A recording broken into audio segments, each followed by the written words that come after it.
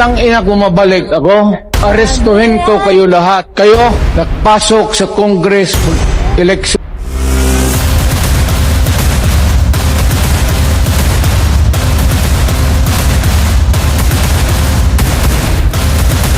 Successful po ba ang war on drugs ninyo, Mr. Chair? Successful, ma'am. So how do you measure po yung success ng war on drugs? But because there is minimize yung drugs. You cannot entirely eradicate drugs because pang hanap buhay yan eh. Until now, you cannot kill everyone na alam mo o hindi mo alam. It's a commercial thing that is of value.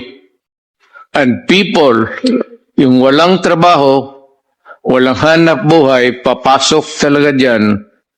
Lalo na if they are criminally inclined to do it. Okay, so sa tingin ko po, Mr. Chair, hindi kayo naging success. No? Sa dami ng napatay na biktima ng EJK, hindi yon, no? Hindi yon yung